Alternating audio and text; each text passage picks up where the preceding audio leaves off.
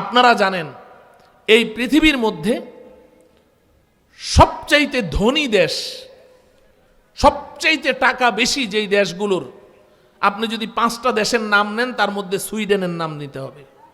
Sweden একটা টাকাওয়ালা দেশ, ঠিক কিনা বলেন?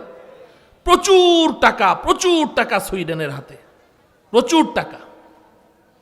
ওদের হাতে এত টাকা আছে জনগণের হাতেও, যে তারা আগামী 10 বছর যদি কাজ কাম সব বন্ধ করে দেয়, এখন যেভাবে আয়েশের সাথে জীবনযাপন করছে, আগামী 10 বছর এভাবে চলবে, ওদের টাকা শেষ হবে না। এত টাকা সুইডেনদের ওই জনগণের হাতে, রাষ্ট্রের হাতে।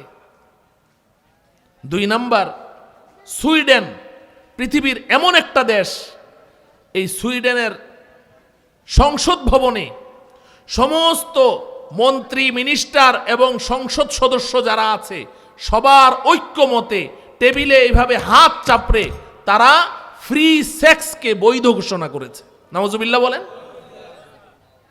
তারা বৈধ ঘোষণা করেছে, রাষ্ট্রীয়ভাবে এটা বৈধ। যুবক যুবতীরা তারা যেখানে খুশি, পথে ঘাটে, হাটে বাজারে, অফিসে আদালতে, রাজপথে, যেই জায়গায় খুশি জনগণের সামনে তারা তাদের যৌন চর্চা করবে, কেউ বাধা দিতে পারবে না। নাউজুবিল্লাহ বলেন।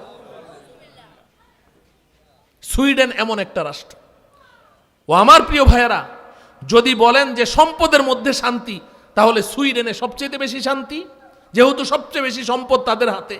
যদি বলেন যৌবনের স্বাধীনতার মধ্যে শান্তি, তাহলে সুইডেনে সবচেয়ে বেশি শান্তি, কারণ ওখানে সবচেয়ে স্বাধীনতা বেশি। কিন্তু আমি আজকে আপনাদেরকে একটা সংবাদ দিয়ে যাই, যাচাই করে দেখবেন, পৃথিবীর মধ্যে সবচাইতে বেশি আত্মহত্যা করে সুইডেনের জনগণ। খবর নিয়ে দেখেন, সবচাইতে বেশি সুইসাইড করে কোন দেশের মানুষ?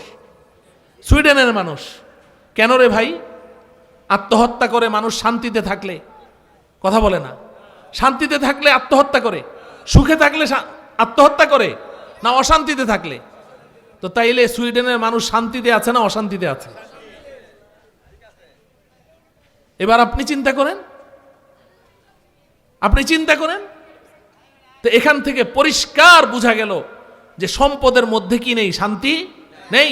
যৌবনের স্বাধীনতার মধ্যে কি নেই? শান্তি নেই। আমরা যেগুলোকে শান্তির কারণ মনে করছি, এগুলো কোনোটার মধ্যে শান্তি নেই।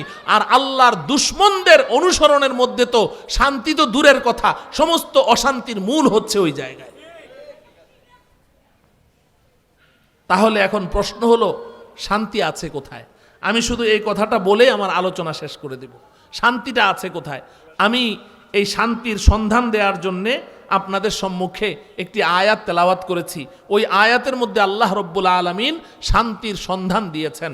আল্লাহ পাক বলেন, মান আমিলা সালিহাম মিন যাকারিন আও উনসা ওয়া হুয়া মুমিন ফালানুহয়িয়ান্নাহু হায়াতান তাইয়্যিবাহ ওয়ালানাজজিয়ান্নাহুম আজরাহুম বিআহসানি মা কানু ইয়ামালুন। আল্লাহ রব্বুল আলামিন বলেন, এই দুনিয়ার মানুষ, তোমরা 2টি কাজ করো। কয়টি কাজ? 2টি কাজ করো। আমি আল্লাহ তোমাদের সাথে 2টি ওয়াদা করলাম। সুবহানাল্লাহ বলেন। আমাদের কাজ কয়টি? 2টি। আল্লাহর ওয়াদা কয়টি? 2টি। আল্লাহর ওয়াদাও 2টি। আল্লাহ পাক ওয়াদা ভঙ্গ করেন? কোনো সম্ভাবনা আছে? আমাদের কাজ 2টি কি? আল্লাহ পাক বলছেন, মান আমিলা সালিহা মিন যাকারিন আও উনসা ওয়া হুয়া মুমিন। 1 নাম্বার হলো যে তুমি পুরুষ হও আর মহিলা হও। মিন যাকারিন আও উনসা, তুমি পুরুষ হও আর মহিলা হও। তোমার 1 নাম্বার কাজ হলো তুমি আমলে সালেহ করবে। কি করবে? আমলে সালেহ করবে। কি করবে? আমলে সালেহ মানে নেক আমল করবে। কি করবে? নেক আমল করবে। মান আমিলা সালিহা, তুমি নেক আমল করবে। বান্দা, আমার বান্দি, তোমরা নেক আমল করো, নেক আমল করো। 2 নাম্বার হলো ওয়া হুয়া মুমিন, ঈমানের সাথে করো। কিসের সাথে? কিসের সাথে? ঈমানের সাথে করতে হবে। কি করতে হবে? নেক আমল। কি করতে হবে? কিসের সাথে? ঈমানের সাথে। বাস 2 কাজ। তোমরা নেক আমল করো, ঈমানের সাথে করো, নেক আমল করো, ঈমানের সাথে করো। এই দুইটা কাজ আল্লাহ পাক আমাদেরকে করতে বলেছেন। এই দুইটা কাজ যদি আমরা করি, আল্লাহ পাক আমাদের সাথে ওয়াদা করেছেন কয়টা? দুইটা। আল্লাহর ওয়াদা দুইটা কি, এটা আমি বলেই কথা শেষ করে দিব। এর আগে আমি সংক্ষেপে বলতে চাই যে নেক আমলটা কি জিনিস। ঈমান তো আমরা বুঝি কমবেশি সবাই, ঈমান কি জিনিস। কতগুলো বিশুদ্ধ আকীদা এবং বিশ্বাস অন্তরে লালন করাকে কি বলা হয়? ঈমান বলা হয়, ঠিক কিনা বলেন?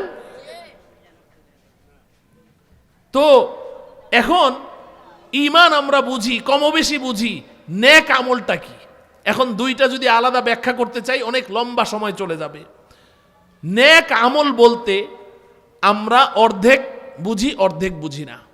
নেক আমলের ওয়াজ যখন শুনি তখন আমাদের চিন্তা একদিকে যায়, আরেক দিকে যায় না। নেক আমলের দুইটা ডালা, একটা ডালার দিকে আমার চিন্তা যায়, আরেকটা ডালার দিকে যায় না।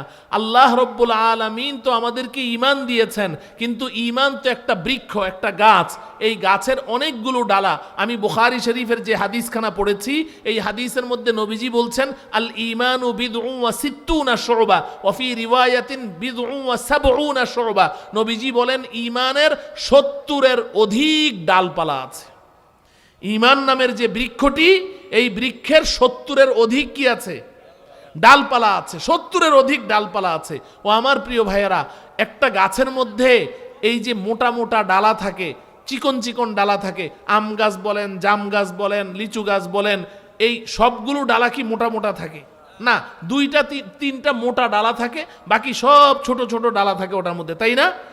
ঈমান নামের একটা বৃক্ষ, এই ঈমান নামের বৃক্ষের মধ্যে নবীজি বলছেন 70-এর অধিক ডালপালা আছে, কিন্তু সবগুলো ডালপালা মোটা মোটা না, মোটা মোটা ডালা মাত্র দুইটা।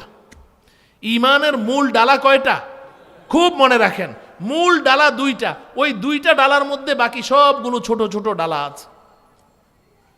এই যে দুইটা ডালা আছে না, আমরা যখন নেক আমলের কথা বলি তো একটা ডালার দিকে আমার মাথা যায়, আরেকটা ডালার দিকে শয়তান আমার মাথা যাইতে দেয় না। সেটা কি? সেটা হলো যখনই আমরা বলি নেক আমল করতে হবে, আল্লাহ বলেন নেক আমল করতে হবে, রসুল বলেন নেক আমল করতে হবে, তো আমরা চিন্তা করি হ্যাঁ নেক আমল তো করতেই হবে। নেক আমল মানে কি? আজকে থেকে 5 ওয়াক্ত নামাজ পড়তে হবে। এটা নেক আমল না? 5 ওয়াক্ত নামাজ সময় মতো পড়তে হবে, রমজানের সবগুলো রোজা ঠিকভাবে রাখতে হবে, জাকাত ফরজ হলে জাকাত দিতে হবে, হজ ফরজ হলে হজ করতে হবে, দান খয়রাত করতে হবে, আমার কোরআন তেলাওয়াত করতে হবে, তাসবিহ তাহলিল পড়তে হবে, জিকির আজকার করতে হবে, বড়দেরকে সম্মান করতে হবে, পর উপকার করতে হবে। এগুলো এই পড়তে হবে, চলতে হবে, ধরতে হবে, করতে হবে, এগুলো সব আমার মাথায় আসে নেক আমল, নেক আমল। কিন্তু এই নেক আমলের এটা তো হচ্ছে অর্ধেক, বাকি অর্ধেকের চিন্তা আমার মাথায় আসেই না। সেটা হলো আজকে থেকে মিথ্যা কথা ছাড়তে হবে, সুদ খাওয়া ছাড়তে হবে, ঘুষ খাওয়া ছাড়তে হবে, জুয়া খেলা ছাড়তে হবে, গান শোনা ছাড়তে হবে, জেনা ব্যভিচার ছাড়তে হবে, অন্যের সম্পদ লুট করা ছাড়তে হবে, চুরি করা ডাকাতি করা ছাড়তে হবে। এই যে ছাড়তে হবে, ছাড়তে হবে, এই চিন্তাটা শয়তান আমাদেরকে করতেও দেয় না। যার কারণে একজন মানুষ নামাজ পড়তে পড়তে মাথায় সেজদা দিতে দিতে দাগ ফেলে দিয়েছে, বাজারে গিয়ে ভেজাল মাল বিক্রি করে, মিথ্যা কথা বলে ব্যবসা করে, কাস্টমারদেরকে ঠকায়, সুদ খায়, সুদি লেনদেন করে, ঘুষ খায়, অন্যের সম্পদ নিজে কুক্ষিগত করে রাখে। বাবা মারা গেছে, বাবার সম্পত্তি বোনদেরকে দেয় না, নিজে কবজা করে রাখে। আরে এতদিন শুনেছি ভাইয়েরা কবজা করে রাখে বোনের সম্পদ, এখন তো শুনি বড় ভাই ছোট ভাইদেরকেও সম্পদ দেয় না, বড় ভাই সম্পদ সব নিজের হাতে রেখে দেয়। অথচ নামাজ পড়তে পড়তে মাথা একেবারে পুরা কালো করে ফেলছে। কেন এটা করছে?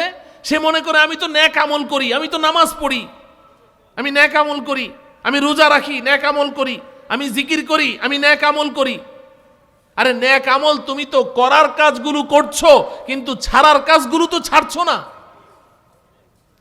এজন্য আমার প্রিয় ভাই, ঈমান নামের বৃক্ষের মোটা ডালা কয়টা? দুইটা। একটা ডালার নাম করার কাজ করতে হবে। আমার সাথে বলেন করার কাজ।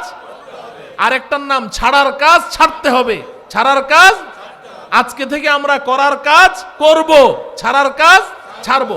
এই করার কাজ করতে হবে যেই ডালাটা, এই ডালার মধ্যে ছোট্ট ছোট্ট ডালা আছে। নামাজ পড়তে হবে, রোজা রাখতে হবে, যাকাত দিতে হবে, হজ করতে হবে, দান খয়রাত করতে হবে, কোরআন তেলাওয়াত করতে হবে, জিকির আজকার করতে হবে। এই করতে হবে সব এই মোটা ডালাটার মধ্যে আছে। আর আরেকটা মোটা ডালা আছে ছাড়ার কাজ ছাড়তে হবে, ওটার মধ্যে ছোট্ট ছোট্ট ডালা। মিথ্যা কথা ছাড়তে হবে, চুরি করা ছাড়তে হবে, ডাকাতি করা ছাড়তে হবে, মদ খাওয়া ছাড়তে হবে, সুদ খাওয়া ছাড়তে হবে, ঘুষ খাওয়া ছাড়তে হবে। এই ছাড়তে হবে সব ডালা হলো এটার মধ্যে। তা আপনি শুধু করার কাজ করলেন, তো আপনি তো এক ডালা নিয়ে আছেন, আরেক ডালা তো আপনার নাই।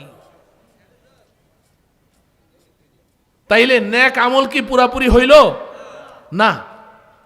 এবং মনে রাখবেন, করার কাজ করতে হবে এই ডালার চেয়ে ছাড়ার কাজ ছাড়তে হবে এই ডালার গুরুত্ব বেশি।